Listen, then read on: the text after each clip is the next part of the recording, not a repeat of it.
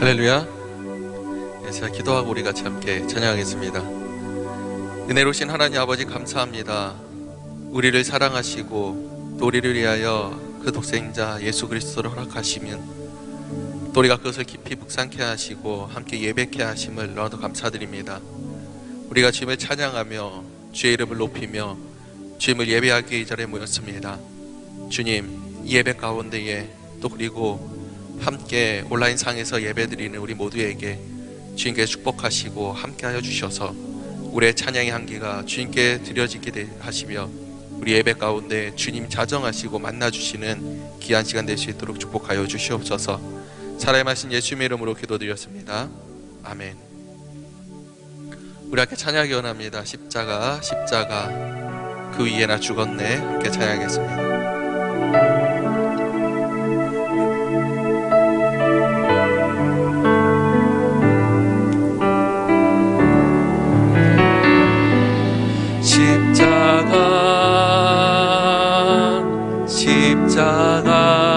십자가 그 위에 나 죽었네. 그 사랑 내 속에 강같이 흐르네. 십자가 십자가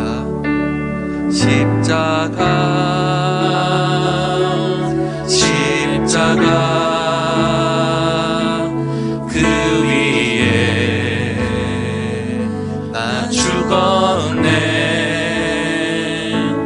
그 사랑 내 속에 강같이 흐르네. 그의 생명 내 속에 그의 능력 내 안에 그의 소망 내 삶에 나의 삶 주의 것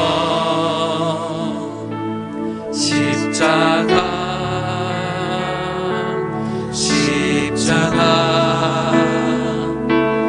그 위에 나 죽었네. 그 사랑 내 속에 우리 한 번 더 찬양이 원합니다. 십자가 십자가 흐르네.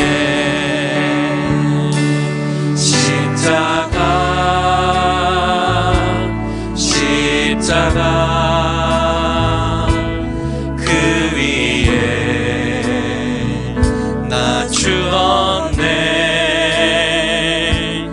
그 사랑 내 속에 강같이 그의 생명 내 속에 흐르네. 그의 생명 내 속에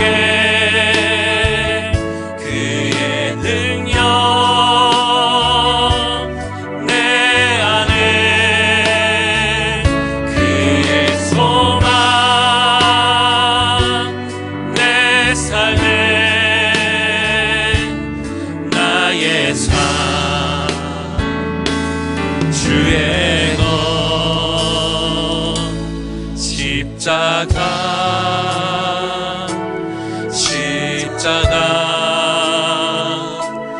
그 위에 나 죽었네. 그 사랑 내 속에 강같이 흐르네.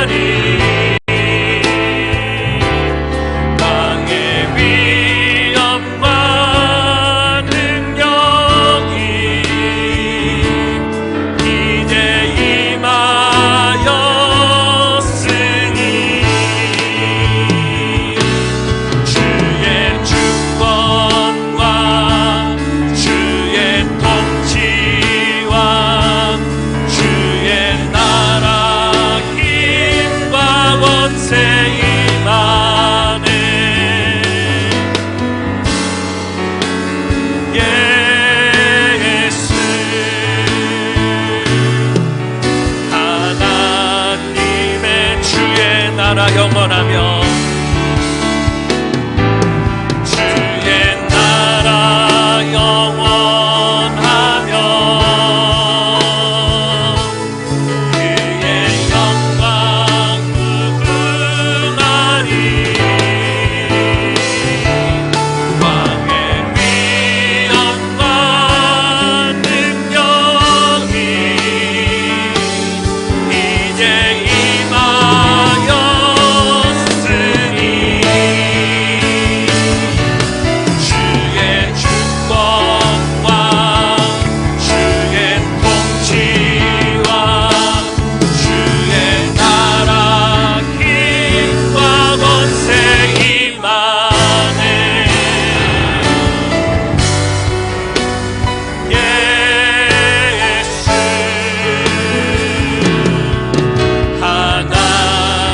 하나님의 공의 할렐루야. 우리를 위하여 땅에 오신 예수님을 우리가 다시 한번 예배하기 원합니다. 완전하신 나의 주님, 함께 찬양하겠습니다.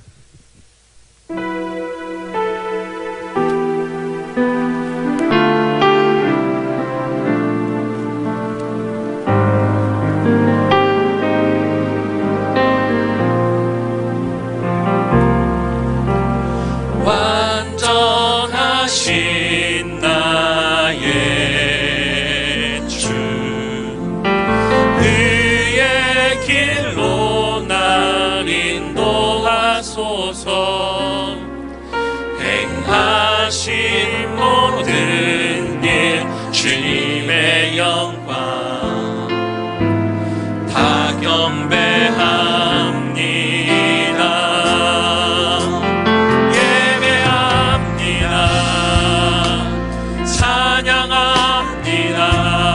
찬양합니다. 주님만 날 다스리소서.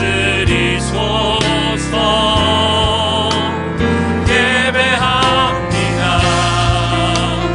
찬양합니다. 주님 홀로 높임 받으소서. 예배합니다. 찬양합니다. 주님만 날 다스리소서. 예배합니다. 찬양합니다. 주님 홀로 높임 받으소서. 이곳에 오셔서 이곳에 앉으소서. 이곳에서 드리는 예배를 받으소서. 주님의 이름이 주님의 이름만이 오직 주의 이름만 이곳에 있습니다.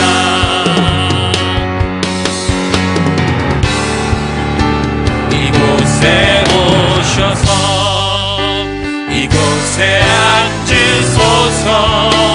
이곳에서 드리는 예배를 받으소서.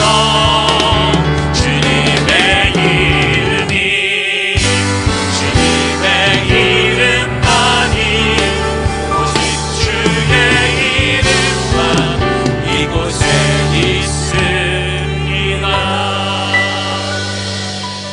사순절 세 번째 주일 그리고 3월 세 번째 주일 하나님께서 우리 모두를 거룩한 예배 자리로 불러 주셨습니다.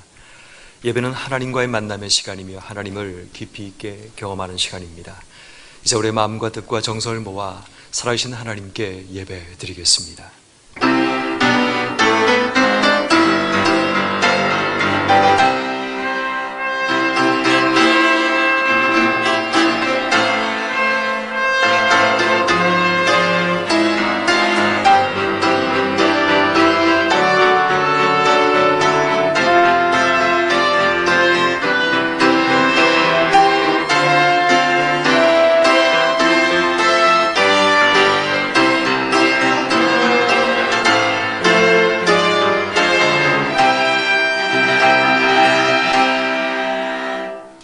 주여 이것들을 기억하옵소서.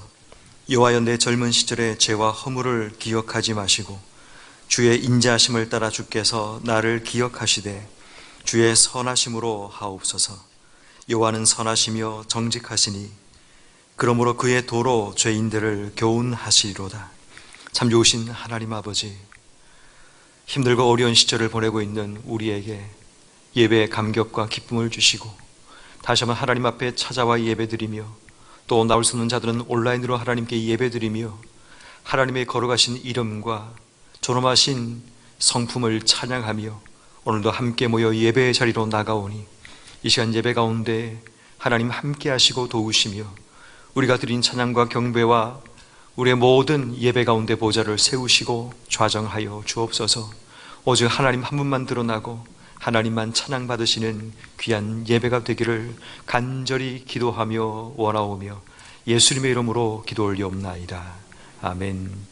나는 전능하신 아버지 하나님 천지의 창조주를 믿습니다. 나는 그의 유일하신 아들 우리 주 예수 그리스도를 믿습니다. 그는 성녀로 잉태되어 동정녀 마리아에게서 나시고 본디오 빌라도에게 고난을 받아 십자가에 못 박혀 죽으시고 장사된 지 사흘 만에 죽은 자 가운데서 다시 살아나셨으며 하늘에 오르시어 전능하신 아버지 하나님 우편에 앉아 계시다가 거기로부터 살아있는 자와 죽은 자를 심판하러 오십니다. 나는 성령을 믿으며 거룩한 공교회와 성도의 교제와 죄를 용서받는 것과 몸의 부활과 영생을 믿습니다. 아멘. 이 자리 모두 일어나서 하나님 앞에 찬양하며 나가겠습니다.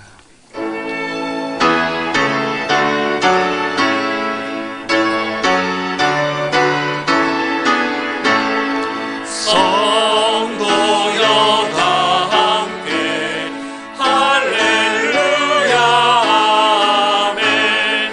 주 찬양하여라 할렐루야 아멘. 주 보좌 앞에서 택하신 은혜를 다 찬송하여라 할렐루야 아멘. 만문을 열어라 할렐루야 아멘. 온 하늘 울려라 할렐루야 아멘. 인도자 되시며 친구가 되신 주 그 사랑 끝없다 할렐루야 아멘.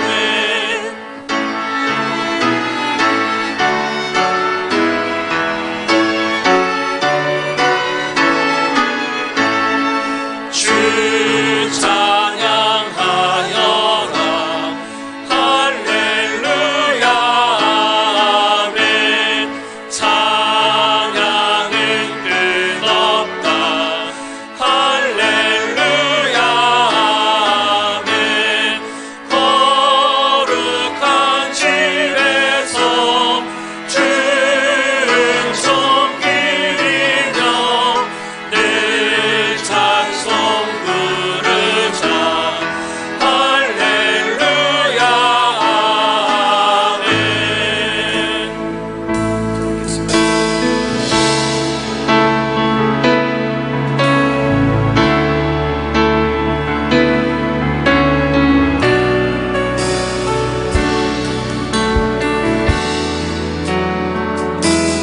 어둠 속에 매이던 내 영혼 갈 길 몰라 황황할 때에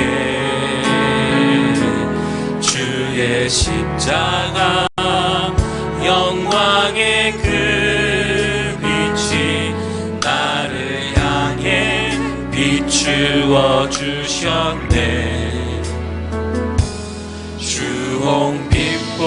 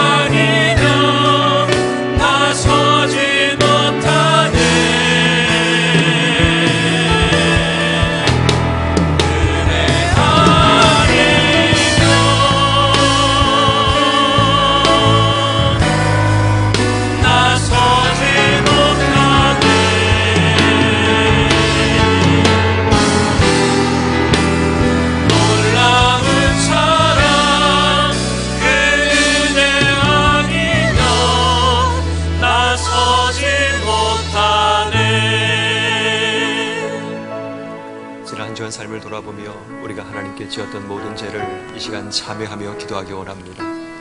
말씀으로 살지 못한 불순종과 불신을 고백하며 용서와 긍휼을 주시기를 이제 우리 함께 한 목소리로 기도하겠습니다. 하나님, 이 시간 주 앞에 기도합니다. 간구합니다. 주의 웬일이냐 하나님은 거룩하신 위엄과 뜻 앞에 두려움과 떨림으로 이 시간에 있습니다. 한 주간 삶을 살던 저희들의 모습 가운데 죄인의 모습, 하나님 앞에 부끄러웠던 모습으로 살던 저희들의 모든 죄악을 하나님 용서하시고 오늘에게 긍휼과 자비와 은혜를 베풀어 주시기를 하나님 전 주 앞에 기도하며 하나님의 사랑을 구하는 모든 자들도 하나님 만나게 도와주시고 사망한 시민들마다 주의 은혜로 채워나게 해주시라니 그에게 부르시기를 아버지 하나님이여 간절히 기도하며 소원하며 함께 사랑을 바라보는 승리한 제국이 되게 하시고 주의 말씀이 부르짖는 일을 허락하여 주시기를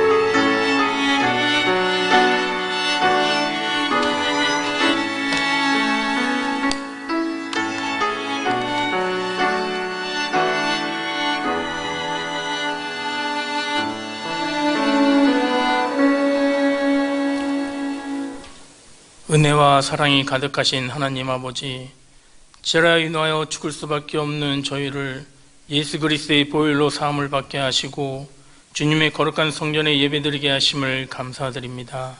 사순절 셋째 주를 맞이하여 주님의 고난을 생각하며 저의 삶을 다시 돌아보는 경건의 시간이 되게 하옵소서.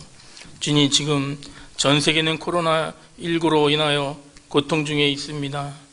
무분별한 인간의 이기심과 교만함으로 물질 만능주의 속에서 21세기의 이 소돔과 고모라와 같은 시대를 보내고 있습니다.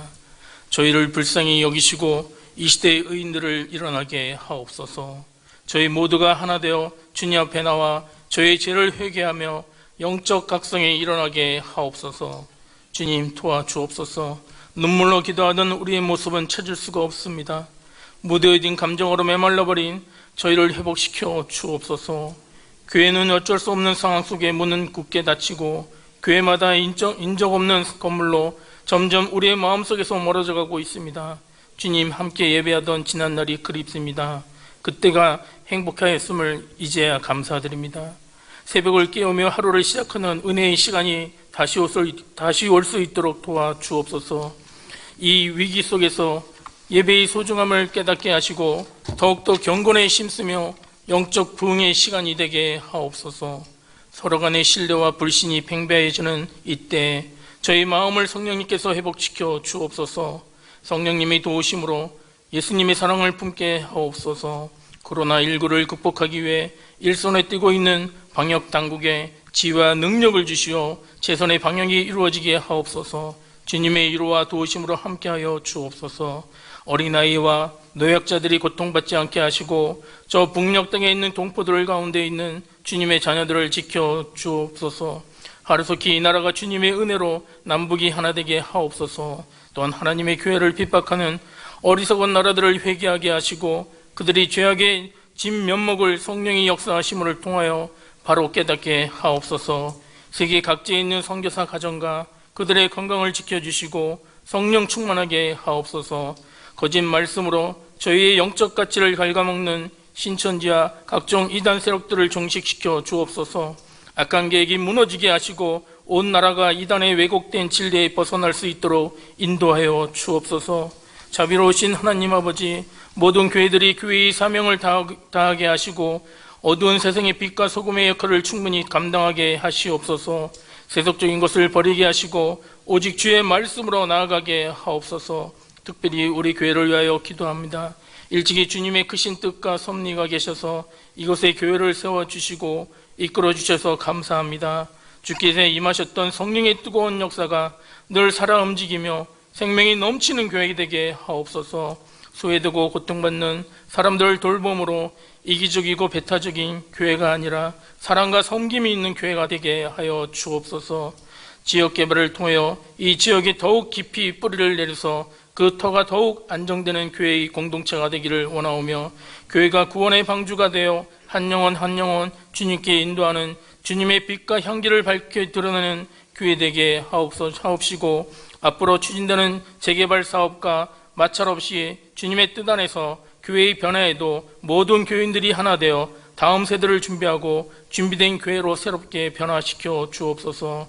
이 나라를 이끌어가는 대통령에게 지혜와 명철을 주셔서 열국의 틈바구니 속에 대한민국의 국권을 세울 수 있는 강력한 정치 지도력을 주옵시고, 또한 위정자들이 당리당략을 내려놓게 하시고 오직 국민을 위한 참다운 정치 지도자들을 세우시고 하나님을 두려워하게 하옵소서. 인간의 교만함과 무지함을 용서하여 주옵소서. 국민들의 아픔과 고통을 위해 봉사하게 하여 주시옵소서. 특별히 주일학교 학생들을 위해 기도합니다. 의화에서 작년에 이르기까지 진리의 말씀으로 무장되게 하시고 세상의 유혹에 흔들리지 않는 영적 군사가 되게 하여 세상이 주는 거짓된 지식에 속지 않게 하시고 성경에 기록된 명백한 진리를 사랑하게 하옵소서. 수고하는 교육자와 교사들에게 지혜의 영을 부어주시고 아이들을 위해 기도할 때마다 애통하는 심령을 주시고 사랑으로 지도하며 가르칠 수 있도록 은혜를 더하여 주옵소서. 한국교회가 하루가 다르게 쇠퇴하고 있습니다. 주일학교는 교회의 미래가 있습니다. 우리가 힘써 주일학교를 위해 기도하게 하시고 물질과 마음으로 계속하여 지원하게 하여 주시옵소서. 특별히 주일학교를 목양하는 목회자들에게 말씀의 지혜와 성령의 능력을 더하여 주셔서 영혼을 위해 수고하며 애쓸 때마다 풍성한 열매들이 나타날 수 있도록 은혜를 베풀어 주시옵소서. 그래야 말씀으로 잘 양육되어 한국교회의 미래와 하나님의 나라가 소망이 되게 하여 주옵소서. 교회 안의 기관과 부서들이 하나님의 영광을 위해 좀 더 모이기에 힘쓰며 은혜가 넘치게 하옵시고 그들의 가정이 평안하여 기관을 섬기기에 부족함이 없게 하옵소서. 경제적으로 궁핍하여 고통당하지 않도록 그들의 사업을 붙잡아 주시옵소서. 회원들의 위해 기도할 때마다 성령을 부어주셔서 응답하게 하시고 힘을 합하여 주의 사업을 이루어갈 때 형통의 은혜를 부어 주시옵소서. 오늘 말씀을 전하시는 목사님께 성령의 능력을 갑절로 더하여 주시옵시고 전하시는 말씀이 능력과 권능과 치유의 말씀이 되고 권면과 위로와 교훈의 말씀이 되어 성도들의 삶의 현장에 승리하게 하옵소서. 예배를 위해 찬양과 악기로 드리는 손길과 낮은 곳에서 헌신하는 손길 위에 하나님의 은혜와 평강이 함께 하시며 이 시간 코로나로 인하여 고통받는 자들과 주님의 자녀들 가운데 질병과 육신의 연약함으로 고통받는 이들을 위해 십자가의 권능의 손으로 이루어 주시고 회복시키시며 오늘 예배를 통하여 가난한 심령이 회복되게 하옵소서. 두 손 들고 찬양합니다. 다시 오실 왕 여호와께 오직 주님만이 나를 다스리소서. 나 주님만을 섬기리. 헛된 마음 버리고 성령이여 내 영혼 충만하게 하옵소서. 주님 앞에 내 생명 드리리라. 이 고백이 저희 삶의 고백이 되게 하옵소서. 이 모든 말씀 우리 주 예수 그리스도 이름으로 기도드리옵나이다.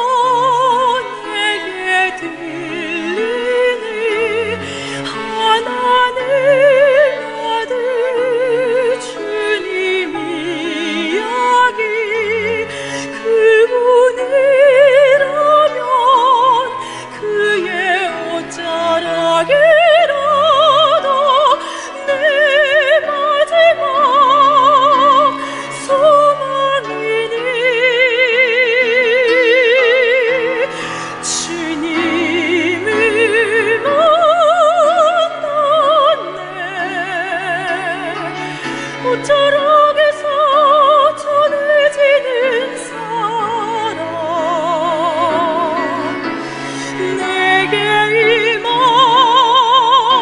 주님의 능력 날 누르는 아픔의 근원을 고치셨네. 날 바라보시네.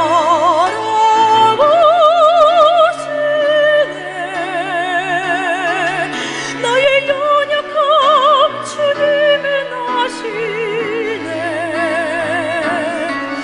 깊은 절망에서 날 자유케 하신 사랑 나 찬양해.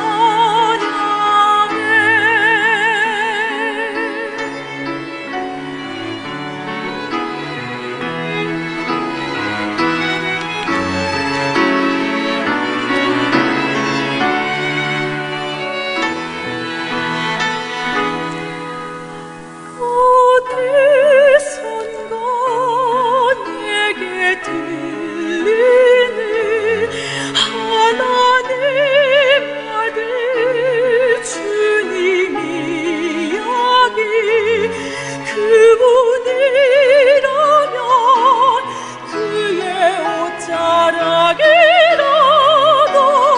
내 마지막 소망이니 주님을 만났네.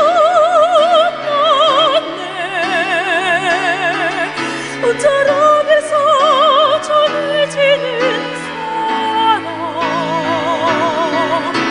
내게 임한 주님의 능력 날 누르는 아픔의 근원을 고치셨네.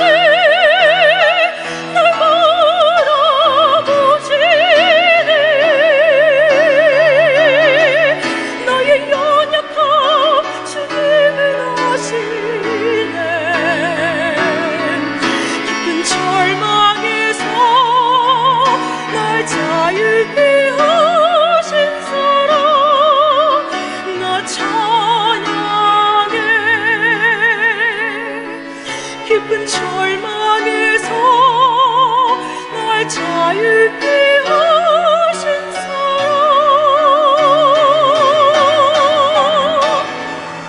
나 찬양해.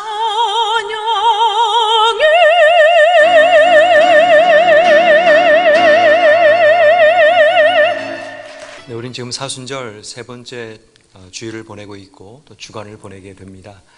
코로나로 인해서 사순절을 우리가 제대로 보내기가 참 어려운 그런 형국에 처해 있는 상황이지만 그리스도의 고난과 십자가를 생각하며 또 우리 주변에 힘들고 어려운 분들 어떤 생명의 사투를 벌이며 또 의료 현장에서 사역하시는 분들을 위해서도 기도하는 그런 시간들이 되었으면 좋겠습니다. 우리 주일 낮 예배는 우리 코로나로 인해서 현장 예배와 함께 그리고 인터넷 생중계로 예배 드리고 있습니다. 어서 빨리 이 모든 상황들이 잘 종식되고 적어도 부활주일 정도부터는 우리가 정상적인 모든 부분이 다 회복되었으면 하는 그런 바람이 있습니다. 특별히 주일학교 아이들도 예배가 한 달 가까이 쉬게 되면서 또 걱정과 염려가 앞서게 됩니다. 그래서 오늘 말고 다음 주부터 이제 교회학교 우리 목회자들이 또 교사들이 함께 수고해서 20분 내지 25분 정도의 예배를 준비하게 됩니다.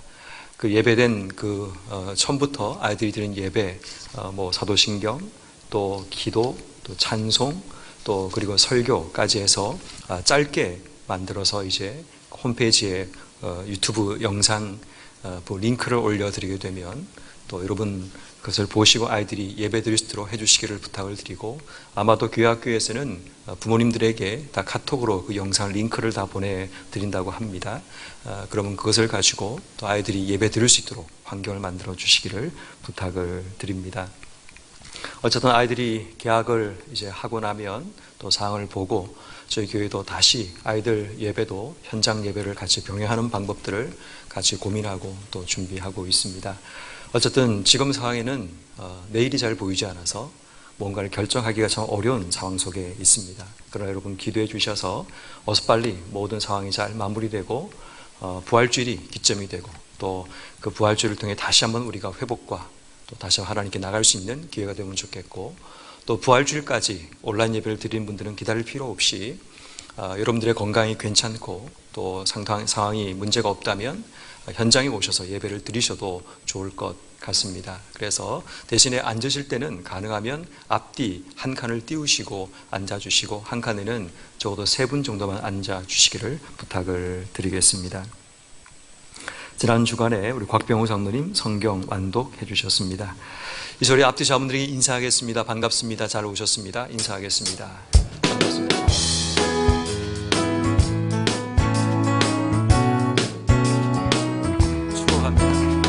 축복합니다. 주님의 이름으로 축복합니다. 주님의 사랑으로 이곳에 모인 주의 거룩한 자녀에게 주님의 기쁨과 주님의 사랑이 충만하게 넘치기를. 그 소리가 축복합시다. God bless you.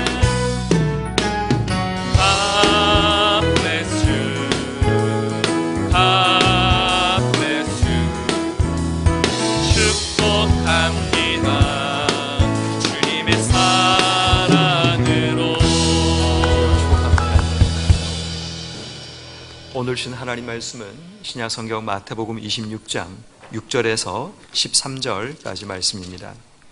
신약 성경 45면 마태복음 26장 6절에서 13절까지 말씀입니다.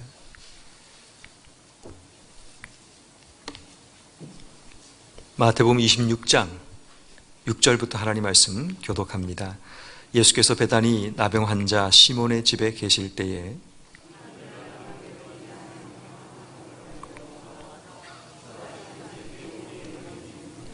제 아들이 보고 분개하여 이르되 무슨 의도로 이것을 허비하느냐.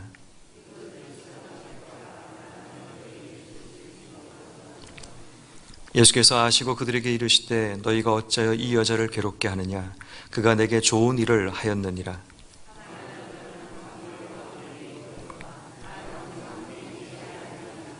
이 여자가 내 몸에 이 향유를 부은 것은 내 장례를 위하여 함이니라.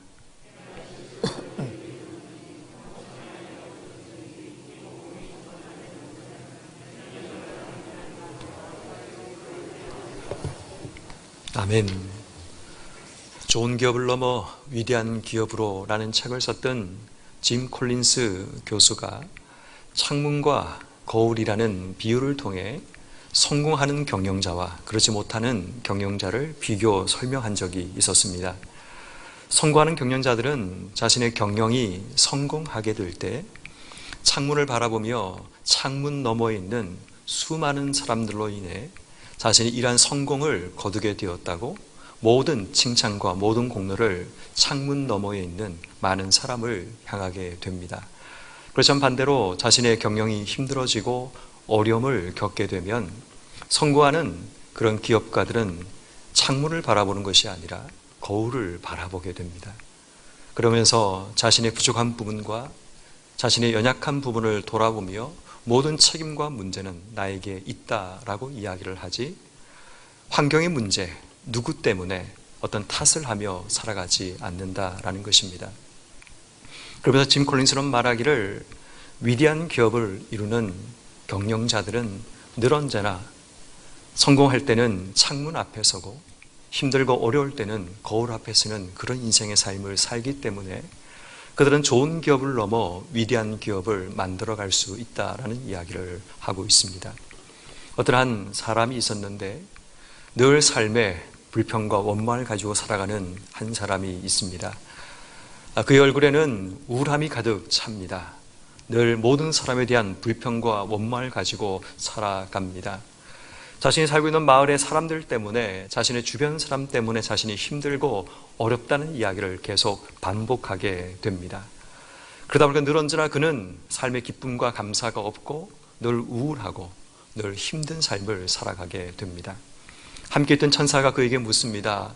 정말 당신 주변의 사람들은 다 그렇게 문제가 많습니까? 라고 질문을 했습니다.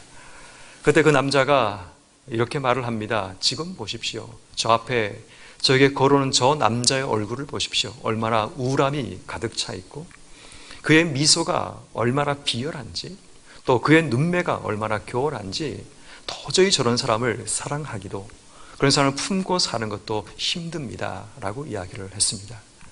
그때 조용히 천사가 그의 귀에 대고 이렇게 말합니다. 지금 당신은 거울 앞에 서 있습니다. 당신의 걸어오는 바로 저 사람은 바로 당신 자신입니다 라고 이야기를 했다고 합니다. 여러분, 거울은 거짓말을 하지 않습니다. 내가 웃으면 거울 속에 비치는 내 모습도 웃음을 주게 되고 내가 찡그리면 거울 앞에 서 있는 내 모습도 찡그릴 수밖에 없는 겁니다.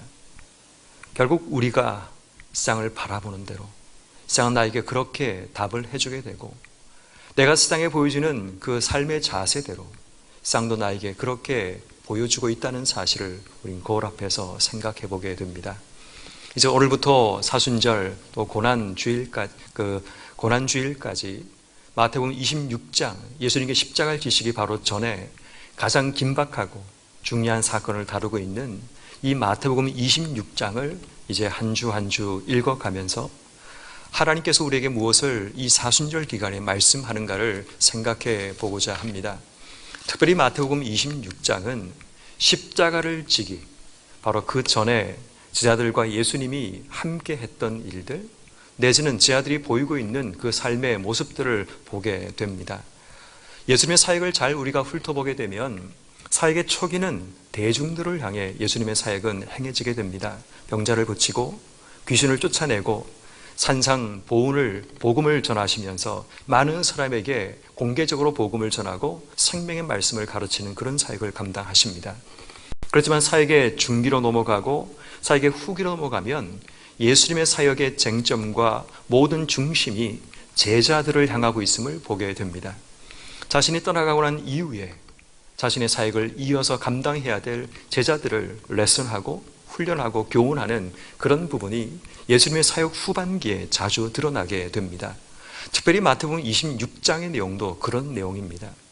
떠나시기 전에 예수님께서 제자들에게 마지막 교훈과 마지막 메시지를 전달하는 그런 내용의 메시지가 바로 26장에 기록되어 있는 겁니다.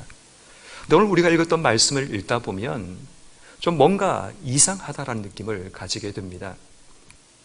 지금 주님의 관심은 제자들을 향하고 있고 이제 조금 지나면 주님이 십자가에 달리셔야 되는 그런 상황을 맞이하게 되는데 왜 생뚱맞게 향유를 부은 여인의 이야기가 이 본문 속에 기록되어 있을까라는 것입니다. 아무리 고민해봐도 이 본문 속에서 답을 얻을 수가 없었습니다. 한참을 고민하고 며칠을 고민하고 한참을 생각하다가 성경 저자가 왜 그러면 이 향유를 부은 여인의 이야기를 이 중요한 대목에 여기에 기록하고 있을까를 생각해 보게 되었습니다. 그때 제 머릿속에 지나가는 하나의 단어가 있었는데 그것이 바로 거울이라는 단어였습니다.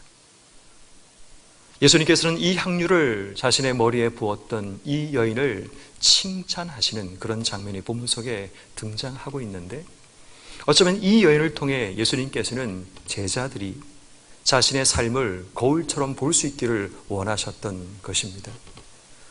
어쩌면 예수님의 제자로 부름받은 그 제자들의 모습이 어떠한지를 향유를 주님께 부었던 여인의 모습을, 여인의 거울을 통해 자신들의 삶을 돌아보고 지금 자신들의 현 주소가 어떤가를 보여주고자 하는 대목이 오늘 성경에 나오는 26장 향유를 부은 여인의 이야기라는 것을 발견하게 됩니다. 거울 속에 비춰진 이 제자들의 모습은 과연 어떤 모습일까요? 우리도 이 시간 코로나19로 인해서 어두워진 세상을 살아가는 우리의 삶의 모습은 과연 코로나19라는 거울에 비춰볼 때 과연 우리는 어떤 모습으로 이 땅의 삶을 살고 있을까요? 다시 한번 우리가 오늘 이 시간 거울 앞에 우리 자신을 서며 주님께서 우리에게 무엇을 말씀하시는가를 주목할 수 있는 우리의 삶이 되었으면 좋겠습니다. 향유를 부었던 여인 앞에, 여인이라는 거울 앞에 섰던 이 제자들의 모습에 보여졌던 첫 번째 모습은 귀한 것과 비싼 것을 구분하지 못하는 제자들의 모습이 드러나게 됩니다. 귀한 것과 비싼 것을 구분하지 못하는 제자들의 모습. 오늘 성경 말씀에 보면 매우 귀한 향유를 주님께 가져온 한 여인의 이야기가 본문 속에 등장합니다.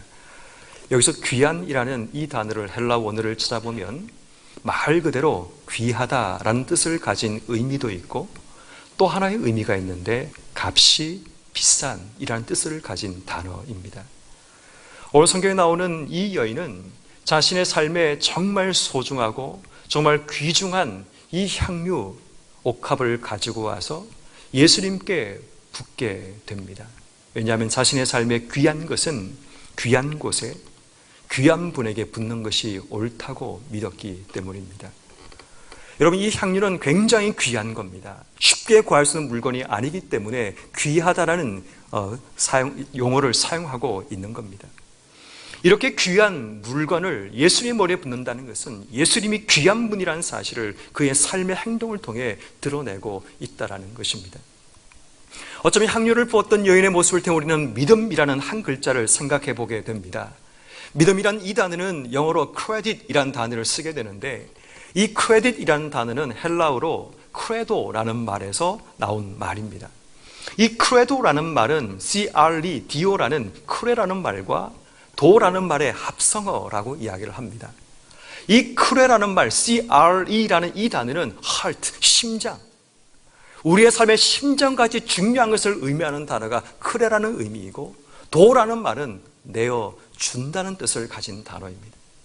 그래서 믿음이 뭔가를 누군가 묻는다면 믿음이라는 것은 내 삶의 가장 귀한 것을 누군가에게 내어주는 것, 이것이 믿음이라고 정의할 수 있는 겁니다. 오늘 성경에 나오는 이 한 여인은 자신의 삶의 가장 귀한 것을 주님께 내어드리는 믿음의 행동을 하고 있음을 우린 성경을 통해 발견하게 되는 겁니다. 자신의 삶의 귀한 것을 볼 줄 아는, 그래서 귀한 것을 드릴 줄 아는 가치와 관점을 지녔던 이 여인은 자신의 삶의 귀한 것을 주님께 드리는 결단을 했던 것입니다. 그러나 제자들은 달랐습니다. 똑같은 향유, 똑같이 귀한 옥합을 바라봤지만 제자들은 그것을 귀한 것으로 보지 않고 비싼 것으로 바라봤습니다. 그래서 9절 말씀에 보면 비싼 것을 팔아라는 말을 쓰고 있습니다. 그들 눈에 보였던 이 향유는 비싼 것이었습니다. 비싼 것이 자신의 생각대로 사용되지 않고 예수님께 부어지는 것이 허비이고 낭비라고 생각하며 그들은 지금 그 여인의 행동을 분개하며 나가고 있다는 사실입니다. 오늘 성경에 쓰여진 분개라는 단어는 그냥 단순하게 화를 내거나 짜증이 올라왔을 때 쓰는 단어가 아니라 이 분개라는 단어는 경노, 격분이라는 단어로 바꿔 쓸 수 있는 단어입니다. 격분이라는 단어는 격하게 분을 내거나 아니면 내 속에 분노하는 감정이 치솟아 오르는 것을 경노, 격분이라고 이야기를 하게 됩니다. 왜 제자들이 자기 일도 아닌 이 일에 경노하고 분개했을까요? 비싼 것의 가치 때문입니다. 비싼 것이 모든 사람에게 쓰여지는 것이 아니고 비싼 것이 합리적으로 쓰여진 것이 아니고 비싼 것이 예수님께 부었다는 그 사실에 그들은 분개하고 경노했다는 것입니다. 마가복음에 보면 이 향유의 가치를 300데나리온이라고 설명하고 있습니다. 300데나리온이라는 가치는 노동자 한 사람이 1년 동안 일했을 때 벌 수 있는 금액, 그것을 300데나리온이라고 이야기를 합니다. 1년 연봉이라는 얘기죠. 여러분, 1년 연봉이 얼마나 많고 얼마나 큰 돈입니까? 비싼 것은 분명합니다. 그런데 그 비싼 것을 보느라 비싼 것에 같이 들어있는 고귀함, 귀함이라는 가치를 놓치고 말았다는 사실입니다. 흔히 여러분, 우리의 삶에 귀한 것은 비싼 것이 함께 같이 있습니다. 많은 사람들은 귀함이라는 가치를 잃어버리고 비쌈이라는 가치만 보느라 비싼 것 속에 숨어있는 귀함이라는 의미를 놓칠 때가 참 많이 있습니다. 우리가 좋아하는 금이라는 광물이 있습니다. 금은 비싼 광물입니다. 왜냐하면 희소성이 있기 때문입니다. 본래 이 금이라는 광물은 무겁기 때문에 지구 내면, 다시 말하면 멘탈같이 지구의 중심부로 들어갈수록 금과 같은 이런 금속들은 굉장히 많이 널려 있다는 겁니다. 그렇지만 지구 표면에는 이 금이 그렇게 많지 않다 보니까, 극소량만 존재하다 보니까 이 금이라는 광물이 비싸게 팔려지고 비싸게 거래된다라는 사실입니다. 그런데 여러분, 이 금이라는 광물은 비싼 것만 아니라 여기에는 귀함이라는 가치가 하나 더 포함되어 있습니다. 왜냐하면 이 금이라는 광물은 변하지 않는 불변성이라는 가치를 품고 있기 때문입니다. 여러분, 금은 색이나 성질이 몇백 년이 지나고 몇천 년이 지나도 변하지 않습니다. 금은 열을 가해도 녹아질 뿐 그 성질은 바뀌어지지 않습니다. 금은 다른 것과 결합되지 않습니다. 순수하게 자신의 모습을 유지하는 광물이 금이라고 이야기를 합니다. 그래서 사람들은 금의 의미와 가치, 그리고 고귀함이라는 가치를 그에게 부여합니다. 많은 사람의 손에 금반지 하나씩 끼워져 있습니다. 우린 그것을 볼 때 얼마짜리냐라고 묻지 않고 그 반지의 의미가 무엇이냐고 질문을 합니다. 왜? 금에 담겨있는 가치, 귀함 때문입니다. 우리는 금반지를 낄 때 이 반지가 얼마짜리라는 것을 드러내기 끼는 것이 아니라 이 반지가 변하지 않는 사랑에 대한 약속이자 이 반지가 변하지 않는 우리들의 모습이라는 사실을 드러내고 증명하기 위해 반지를 끼는 것입니다. 그래서 반지는 비싸다라는 의미보다는 귀하다라는 가치를 함께 품고 있는 것입니다. 사랑하는 성도 여러분, 우리의 인생 가운데 비쌈이라는 가치 속에 담겨있는 귀함이라는 더 중요한 가치가 있음에도 불구하고 많은 사람들은 귀함보다는 비쌈에 집중합니다. 어쩌면 우리가 이 땅의 삶을 사는 우리의 모습도 마찬가지입니다. 우리 인생의 가장 귀한 예수님이라는 그 가치보다는 비쌈이라는 쌍적인 가치에 함몰되어 내 삶이 예수님께 드려지는 우리의 헌신과 우리의 섬김과 우리의 모든 것이 마치 분개해야 될 문제인 것처럼 우리가 하나님께 드리는 예배를 드리는 이 귀한 행위 자체가 마치 분개하는 행위들처럼 느껴지는 일상의 행태와 사태에 대해서 우린 심각하게 고민해야 합니다. 우린 비쌈과 귀함이란 가치를 함께 이 땅의 삶에 품고 살아가지만 절대로 비쌈의 가치가 귀함의 가치를 뛰어넘을 수 없는 겁니다. 제자들은 예수라는 분을 바라볼 때 귀함도 받고 그분이 정말 소중한 분이라는 사실을 알았지만 결국 그들은 쌍적인 가치로 예수를 대할 수밖에 없었고 결국 그 가치가 귀한 분을 십자가에 못 박을 수밖에 없는 삶으로 내몰았던 그 삶을 살았던 것입니다. 사랑하는 성도 여러분, 오늘 이 시대를 살아가는 우리의 모습 가운데 향유를 예수의 머리에 부었던 여인의 거울 앞에 우리의 모습을 들여다봐야 합니다. 우린 과연 우리의 삶에 귀한 것을 주님께 드릴 수 있는지, 비싼 것이라는 우리의 가치가 주님이라는 가치를, 주님이라는 귀함을 우리의 삶에서 던져버리게 만드는 그런 삶을 살고 있지 않는지 우리의 모습을 돌아봐야 한다는 사실입니다. 절대로 우리의 삶에 비싼 것이라는 쌍적인 가치가 귀한 것이라는 영적인 가치를 넘을 수 없다는 것을 기억해야 하는 것입니다. 그러므로 우리의 삶이 지금 우리에게 주어진 삶의 자리가 비록 힘겹고 어려울지라도, 비록 쌍적인 가치가 더 많이 우리의 삶에 지배하고 살아가는 시대를 살아가는 우리의 모습이라 할지라도 귀한 것 예배라는 가치, 하나님이라는 가치가 우리의 삶 속에 무너지지 않는 여러분 삶이 되기를 주 여러분을 축원합니다. 아무리 힘들어도 아무리 어려워도 우리 삶의 가장 귀한 가치는 바로 하나님이라는 가치가 되어야 됩니다. 그 귀함의 가치가 있을 때 우리의 삶의 헌신이라는 우리의 삶을 부를 수 있는 믿음이 우리 속에 드러나게 되는 것입니다. 어쩌면 코로나19의 모습은 성도들과 교회의 거울이 되는 사건입니다.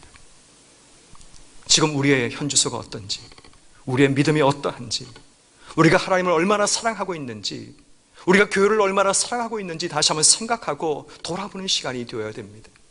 지금은 교회에 올 수 없지만 우리 속에 잊어버렸던 교회의 가치, 우리가 지금은 예배를 함께 드릴 수 없지만 우리가 놓쳐버렸던 가장 귀한 인생의 가치인 예배의 가치, 우리가 그것을 놓치지 않는 결단과 믿음이 오늘 우리에게 필요하다는 사실입니다.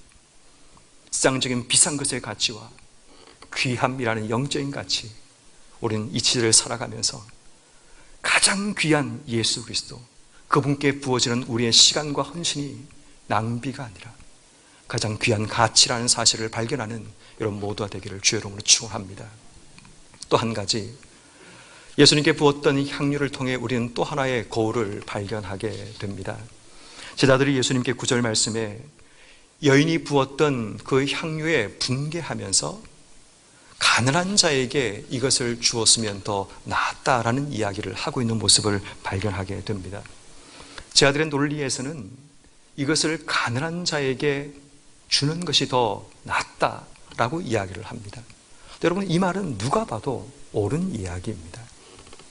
그 비싼 향유를 예수의 머리에 붓는 것보다 그것을 팔아서 주변에 힘들고 가난한 자들에게 나누는 것이 더 합리적이고 상식적이고 옳아 보이는 것이 세상 사람들이 바라보는 시각입니다. 만약 제자들이 정말 이렇게 말을 하고 행동했다면 세상 사람은 박수를 보낼 겁니다. 역시 예수의 제자들은 달라라고 얘기를 했을 겁니다. 그들이 얼마나 세상을 사랑하고 세상을 위해 섬기는 삶의 자세를 가지고 있는가를 그들은 칭찬하며 역시 교회는 저래야 돼라고 이야기를 했을지 모릅니다. 놀라운 것은 주님의 생각이 달랐다라는 사실입니다. 오늘 본문 11절 말씀에 주님은 이렇게 말씀하십니다. 가난한 자들은 항상 너희와 함께 있지만 나는 항상 너희와 함께 있지 아니한다 라고 말씀하십니다. 본래 이 말씀은 신명기 15장 11절 말씀에 보면 가난한 자들은 언제까지나 그치지 않는다라는 말씀에 근거해서 주님께서 말씀하고 있습니다. 여러분, 늘 우리 주변에 가난한 자들이 있다라는 사실이고 주의 말씀은 그 가난한 자들은 너희가 항상 돌보고 섬겨야 될 자들이라는 것을 주님께서 말씀하고 있습니다. 주의 말씀의 핵심은 우리의 삶의 상식적인, 항상 해야 되는 상식적인 행동과 지금 아니면 할 수 없는 특별한 행동을 구분해야 된다라는 말씀을 하고 계시는 겁니다. 항상 우리가 해야 될 일은 상식적인 행동입니다. 그러나 지금 아니면 할 수 없는 일들은 우리는 특별한 일이라고 부르게 됩니다. 제자들의 문제는 상식적인 행동과 특별한 행동을 구별하지 못했다라는 것입니다. 가난한 자들을 섬기고 힘든 자들을 돌보는 것은 우리가 상식적으로 해야 될 일이지 특별할 어떨 때 하는 것이 아닙니다. 지금 예수의 말씀은 그런 의미입니다. 가난한 자를 섬기는 행위는 상식적으로 언제나 행해져야 될 행동이고, 또 상식적인 행동이 뭐냐고 묻는다면 사람들의 의견을 들어보면 그 사람들의 의견 속에 상식적인 답이 나와 있다는 겁니다. 그런데 예수님께서 하시는 말씀은 상식적인 행동이 아니라 지금 아니면 할 수 없는 일이 있다는 겁니다. 내 상식적인 생각과 상식적인 환경 속에 함몰되어 살아가다 보면 지금 아니면 할 수 없는 그 일들을 놓칠 때가 있다는 얘기를 하는 겁니다. 지금 아니면 할 수 있는 일들을 어떻게 알 수 있는 줄 아십니까? 세상이 물으면 세상은 우리에게 동일한 답변을 줍니다. 상식적인 답변. 가난한 자에게 주는 것이 상식적이고 그것이 옳은 것이라고 이야기를 합니다. 그러나 주님께서는 그렇게 말씀하지 않습니다. 상식적인 행동이 아니라 지금 해야 될 행동은 주의 말씀 앞에 설 때 우린 발견하게 됩니다. 주님은 이미 26장 2절 말씀에 이틀이 지나면 내가 십자가에 달린다라는 이야기를 이미 주님께서는 말씀하셨습니다. 그리고 3절 말씀에 보면 대상들과 수많은 사람들이 함께 모여 예수를 죽일 흉계를 꾸미고 보이지 않는 지금 계획을 세우는 부분이 드러나고 있음을 보게 됩니다. 제 아들은 전혀 알지 못합니다. 지금 상황이 어떤 상황인지 전혀 눈치를 채지 못하고 살아가고 있습니다. 그래서 그들이 해야 될 중요한 한 가지는 주의 말씀을 귀를 기울이고 주의 말씀에 경청하는 것입니다. 주님은 이미 3번에 걸쳐서 주님이 십자가에 죽으시고 부활하심에 대한 순한 예고를 3번에 걸쳐서 말씀하셨습니다. 그런데 문제는 제자들은 그 말씀을 이해하지 못했고 그 말씀에 귀를 기울이지 못했고 그 말씀의 의미를 깨닫지 못했다는 사실입니다. 그러다 보니까 그들의 삶이 상식적인 행동의 삶을 살아가게 되는 겁니다. 항상 해야 되는 일들, 언제나 해야 되는 일들, 그런 상적인 행동에 함몰되어 사람들이 원하고 사람들이 칭찬하는 그런 일들에 그들의 삶의 자리가 나가고 있더라는 겁니다. 근데 주님께서 하시는 말씀은 지금 아니면 할 수 없는 일들, 그것을 해야만 하나님이 기뻐하시고 그것을 해야만 후회하지 않는 인생의 삶을 살아가게 된다라고 말씀하시는 겁니다. 그래서 주님께서 그 여인의 행동을 칭찬하셨던 것입니다. 결국 여인이라는 거울을 통해 제 아들 속에 숨어있는 주의 말씀에 귀를 기울이지 못하고 주의 말씀을 깨닫지 못하고 살아가는 분별력이 사라져버린 그런 제 아들의 모습이 드러나고 있음을 발견하게 되는 것입니다. 인터넷에 한 여중생이 쓴 아빠가 숨쉬지 않는 세상이라는 글 하나가 있습니다. 참 감동적인 글이어서 함께 소개하고 싶습니다. 민이라는 여중생 한 명이 있었습니다. 이 아이에게는 어머니는 3살 때 돌아가시게 되었고 한쪽 눈이 실명된 장애인 아버지와 함께 살아가는 그런 소녀였습니다. 이 소녀의 마음속에는 자신의 가난이 너무나 싫었고 장애인 아버지가 너무나 부끄러웠습니다. 그래서 언제나 그의 마음속의 결심은 하루빨리 집을 도망치고 탈출하는 것이었습니다. 남들에게 부끄러운 삶을 살고 싶지 않고 떳떳하고 당대하게 살고 싶지만 아버지 때문에 자신의 가난이 찾아왔고 아버지 때문에 어머니가 먼저 돌아가셨고 아버지 때문에 이렇게 힘든 삶을 산다는 생각을 늘 민이라는 아이는 가지게 됩니다. 아버지는 늘 병원을 다녀오시고 또 병원을 다녀올 때마다 이 딸에게 말합니다. 요즘 내가 많이 속이 쓰리구나 라고 이야기를 합니다. 그렇지만 이 딸은 아버지의 그런 이야기가 귀찮고 싫었습니다. 그날 아침에도 아버지에게 한바탕 쏟아붓고 그는 학교로 출발해서 학교에 갑니다. 근데 어느 날 선생님이 오셔서 말씀하시기를 지금 아버지가 병원에 계시니까 빨리 병원에 가야 되겠다라고 이야기를 했습니다. 그렇지만 민희는 병원을 향해 갈 때 느긋느긋 걸어갑니다. 왜냐하면 늘 있던 일이었기 때문입니다. 아버지는 감기 몸살을 달고 사셨고 늘 아프다는 이야기를 하셨기 때문에 굳이 빨리 가야 될 이유를 느끼지 못했던 겁니다. 천천히 귀찮은데 왜 나를 부르는 거야 생각을 하며 민희는 병원을 향해 가게 되었습니다. 병원에 들어가서 간호사 언니에게 아버지가 어디 계시는지 입원실을 알려달라고 물었더니 그 간호사의 대답이 이 민희를 놀라게 만들었습니다. 아버지는 입원실에 있는 것이 아니라 장례식장에 있다라는 이야기였습니다. 돌아가시기 전까지 아버지는 민희를 찾으셨고 민희가 언제 오냐고 계속 찾으셨다는 겁니다. 갑자기 민희 얼굴에 눈물이 범벅이 됩니다. 상상하지 못했던 일이 그의 삶을 찾아오게 된 것이었습니다. 그리고 이제 집에 가서 아버지 유품을 밤새도록 정리를 하면서 아버지의 외투에 껴있는 8권의 노트를 발견하게 됩니다. 그 노트는 3년 전부터 하루하루 쓰여진 아버지의 일기 같은 것이었습니다. 그 일기의 첫 장에는 이렇게 쓰여져 있습니다. 민희야, 아빠가 오늘 병원에 갔더니 병원에서 아빠에게 암이라고 하는구나. 어떻게 해야 될까? 이것을 어떻게 이겨야 될까? 민희야, 함께 우리가 이겨나가자구나 하는 그런 글이 쓰여져 있습니다. 또 한 장을 넘겼습니다. 민희야, 병원에서 수술을 해야 된다라고 이야기를 하는구나. 수술을 하는데 돈이 엄청나게 많이 든다고 하네. 만약 아빠가 수술을 하게 되면 내가 그토록 꿈꾸었던 고등학교를 가지 못하고 내가 원하는 대학을 갈 수 없어서 아빠가 많이 고민이 되는구나. 또 몇 장을 넘겼습니다. 민희야, 아빠는 수술을 받지 않기로 결심했단다. 비록 아프지만 아빠가 잘 견뎌낼게 라는 편지였습니다. 또 몇 장을 넘겼습니다. 민희야, 아빠가 너무 고통스럽고 힘들단다. 너무 아파서 견딜 수가 없단다 라는 내용이었습니다. 또 몇 장을 넘겼습니다. 민희야, 이제 아빠에게 날이 별로 남지 않은 것 같아. 너와 끝까지 있어주고 싶지만 아빠에게는 시간이 별로 없는 것 같구나 라는 편지였습니다. 그리고 몇 장을 더 넘겼더니 그 뒤에는 아빠의 유언 같은 메시지가 적혀 있습니다. 민희야, 아빠의 청바지 뒤쪽에 보면 봉투가 하나 있을 거야.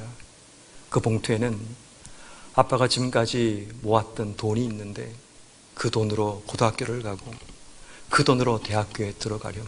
네가 그토록 원했던 꿈 이제 이 돈으로 잘 이루어가면 좋겠구나 라는 아버지의 편지 앞에 이 민희는 완전히 울음이 터져버리고 말았습니다. 갑작스레 찾아온 아버지의 죽음과 아버지의 편지 앞에 자신이 얼마나 나쁜 딸이었는가를 알게 되었고, 아버지가 그렇게 아파하셨고 힘들어하셨는데 그것을 알지 못했던 자신의 모습이 너무나 부끄러워지게 되었습니다. 그리고 그가 글을 쓰기 시작했습니다. 아빠, 내가 울지 않을게. 아빠의 말대로 행복하게 이제 살아갈게 라고 글을 썼습니다. 그리고 민희의 고백이 이어집니다. 아빠가 숨쉬지 않는 세상, 웃을 수가 없어요. 아빠가 숨쉬지 않는 세상, 더 이상 행복할 수가 없어요 라는 글이었습니다. 어쩌면 우리도 이 민희라는 딸처럼 지금 당장 해야 될 한마디의 소중한 말들을 놓치며 우린 살아가고 있습니다.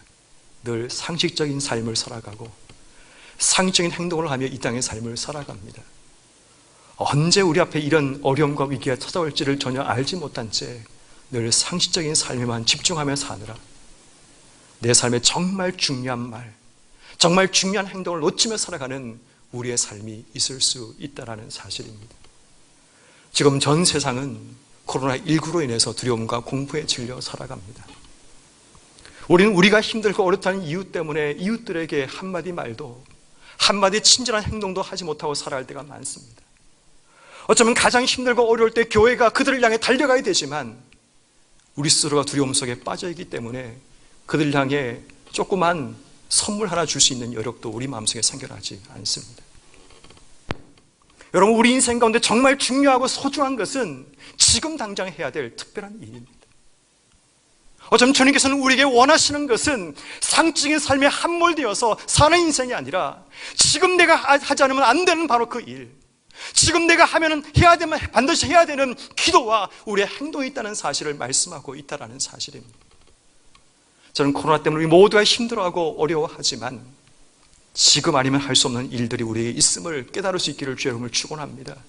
늘 하나님 말씀을 펴고 주님이 우리에게 무엇을 말씀하시는지를 깨닫는 지혜가 우리에게 있지 않으면 우린 늘 상식적인 행동과 상식적인 삶을 항상 하며 살아가게 됩니다.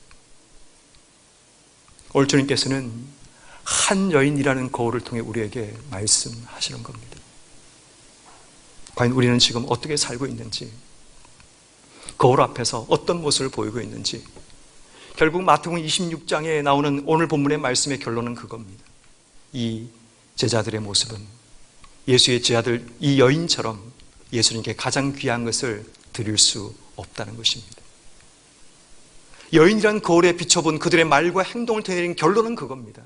절대로 이 제자들의 모습은 주를 위해 자신의 가장 귀한 것을 드릴 수 있는 믿음이 없다는 겁니다. 바로 그 사건 이후부터 다음 주부터 보는 말씀이 예수를 팔고 예수를 부인하고 예수님을 도망치는 모습이 그들의 모습 속에 나타나고 있다는 사실입니다. 코로나19라는 우린 이 거울 앞에서 오늘 이 시대 교회의 모습을 돌아봐야 됩니다. 코로나19라는 이 위기 앞에서 오늘 우리의 신앙과 믿음을 다시 한번 점검하고 돌아보는 귀한 지혜가 우리에게 있어야 합니다. 백설공주라는 동화를 보면 그 왕비가 늘 거울 앞에서 묻습니다. 거울아 거울아 누가 세상에서 가장 예쁘니? 라고 질문을 합니다. 여왕의 대답은 자기 자신을 가리키기를 원했지만 늘 그렇지 못해 분노하고 질투하고 살아가는 겁니다. 어쩌면 지금까지 한국교회는 시장이란 거울 앞에 늘 물었습니다. 거울아 거울아 누가 가장 아름답고 예쁘냐라고 물었고, 교회는 교회라는 이야기를 듣기를 원했습니다. 교회가 했던 사회적인 봉사와 행동들, 그것이 결국 사회의 인정과 영향력을 발휘하고 세상의 존경을 받는 교회의 모습을 가지기를 그토록 원했고 그토록 소원했지만 세상의 답은 그렇지 않았습니다.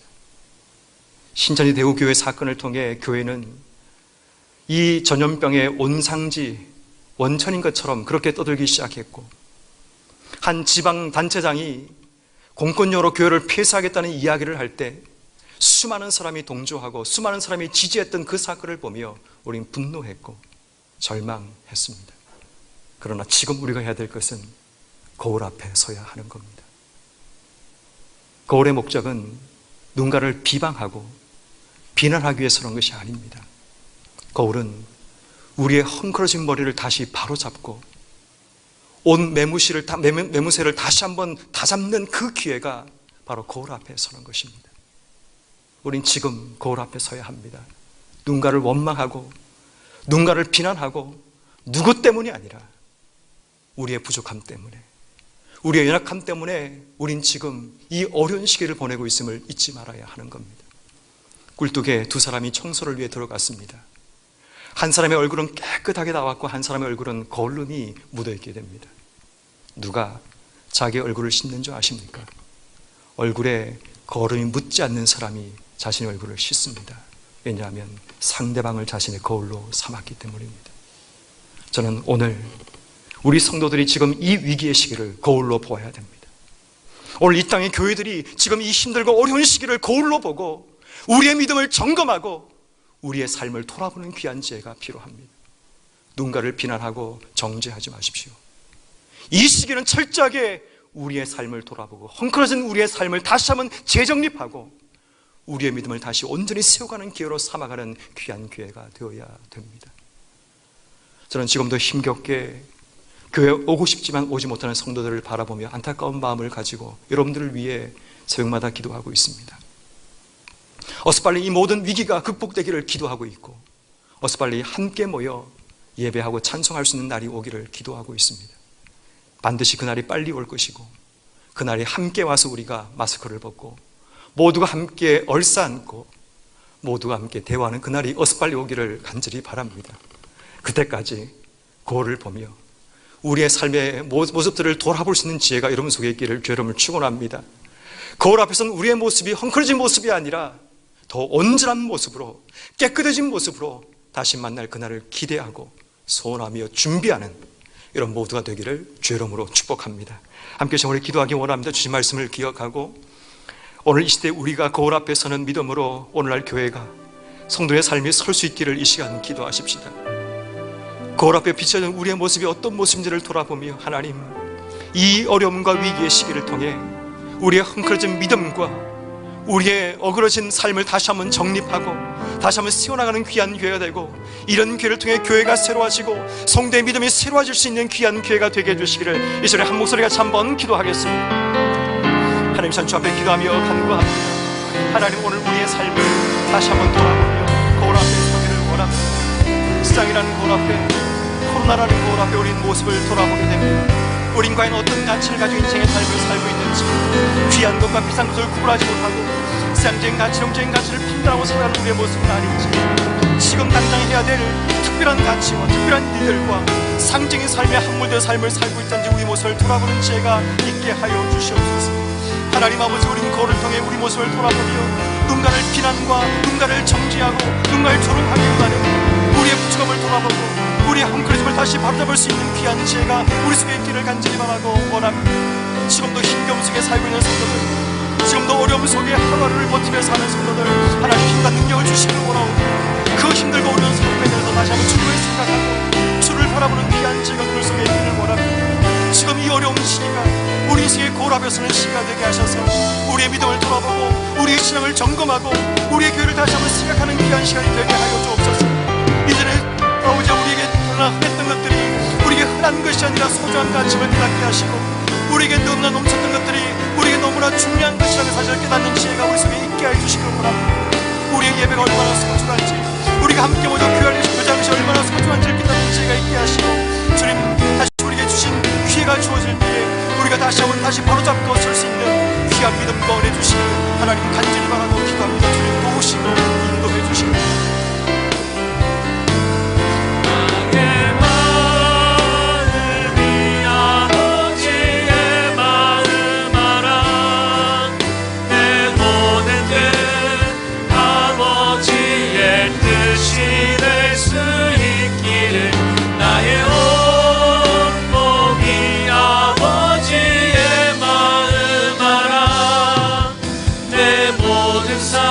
당신의 삶 되기를 모두를 하겠습니다.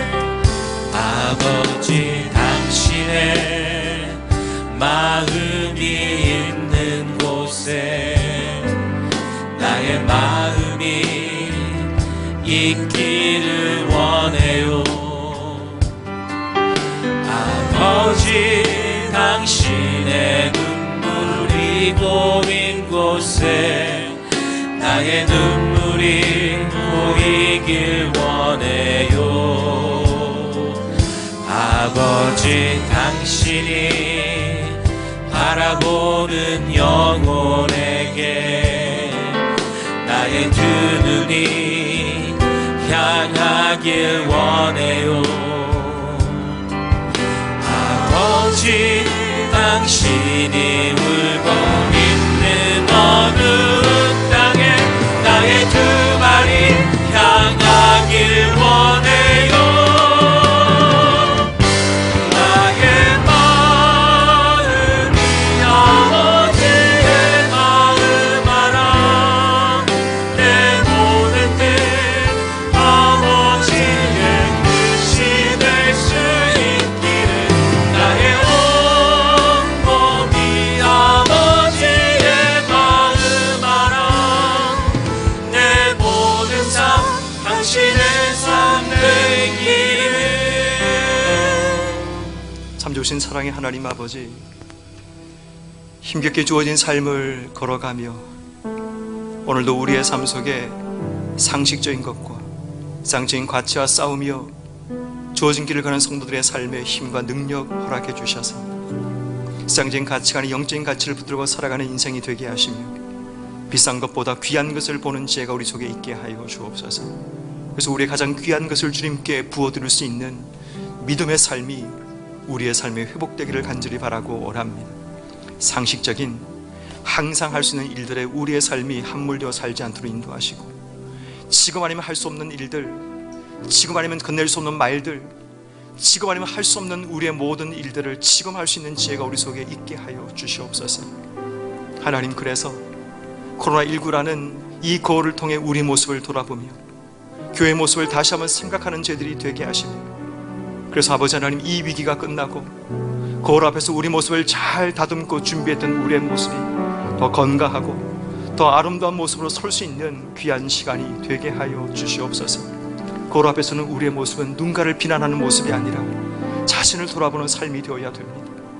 늘 자신을 돌아보며 우리의 부끄러웠던 삶의 모습과 연약한 우리의 삶의 모습을 돌아보며 하나님께 용서를 구하며 하나님의 은혜를 구하는 저들의 삶이 되게 하여 주옵소서. 하나님, 이때 늘 하나님께 묻고 주의 말씀에 귀를 기울이는 저들의 삶이 되기를 원합니다. 왜냐하면 지금 해야 될 일을 알기 위해서는 주의 말씀 앞에 물어야 되고 주의 뜻을 구해야 되기 때문에 하나님, 늘 우리의 삶이 하나님 말씀 앞에 서게 하시고 늘 주 앞에 기도할 수 있는 성도의 삶이 되게 하여 주옵소서. 이 시기에 교회는 나올 수 없지만 집에서 기도하는 삶이 멈추지 않도록 인도하시고 하나님 말씀 앞에 서는 삶이 멈추지 않는 성도의 삶이 되게 하셔서 그들의 삶이 복되게 하시고 이 시기를 통해 더 믿음이 굳건해지고 하나님을 사랑하는 마음이 절대로 흔들리지 않고 더 귀하게 쓰임받아 우리가 함께 다시 모여 크게 하나님 앞에 찬양하며 예배하는 그 시간이 올 때에 모든 성도들의 믿음이 더욱더 강해지고 우리의 간절함과 우리의 사모함이 커지는 성도의 삶이 되게 하여 주옵소서. 지금도 실시간으로 예배를 드리며 오고 싶지만 오지 못하는 성도들의 삶을 하나님 불쌍히 여겨주시길 원하옵고 그들의 마음속에 하나님의 은혜를 부어주시길 원하오며 함께 예배드리는 은혜와 복을 그들의 삶에서 경험할 수 있도록 하나님 도우시고 인도하여 주옵소서. 우리 교회 학교 아이들 하나님 지키시기를 원하옵고 그들의 믿음이 흐트러지지 않도록 인도하시며 그들이 바르게 말씀이 온전히 세워지도록 하나님 도우시고 인도하시며 이번 기회를 통해 다시 한번 교회를 사랑하고 말씀을 사랑하며 예배를 사모하는 아이들 될 수 있도록 하나님 도우시고 인도하여 주옵소서.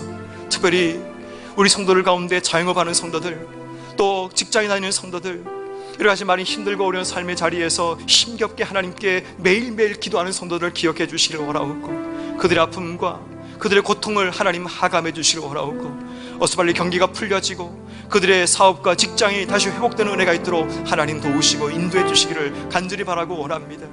이럴 때 아버지, 건강이 힘들어하는 자들이 있습니다. 병원에 가고 싶어도 가지 못하는 사람들이 있습니다. 괜한 오해를 받고 또 생각지 않는 어려움을 당할까봐 병원도 가지 못한 채 혼자 약을 먹고 집에서 모든 일들을 견뎌내야 되는 성도들 하나님 기억해 주시기를 간절히 바라고 기도합니다. 늘 하나님 우리의 삶의 주인 되신 하나님을 생각하며 그분의 말씀이 온전히 세워지는 저희들의 삶이 되어 이 어렵고 힘든 시기를 잘 극복해내고 견고하게 우리의 삶이 세워지는 귀한 믿음 되도록 도우시고 인도하여 주옵소서.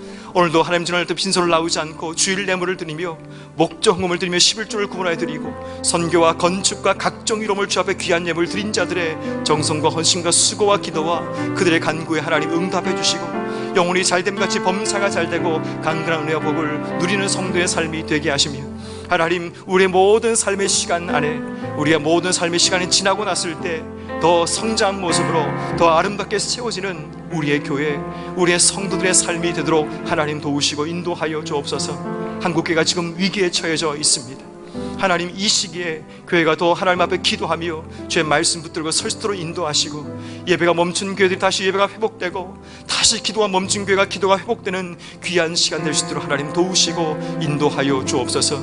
이번 한 주간도 성도의 건강과 생명 주님 지키시기를 원하옵고 환자들이 발생하지 않도록 인도하시며 늘 그들의 가는 길과 가는 모든 자리에 하나님의 은혜와 복이 함께하는 삶이 되도록 주님 도우시고 인도해 주옵소서.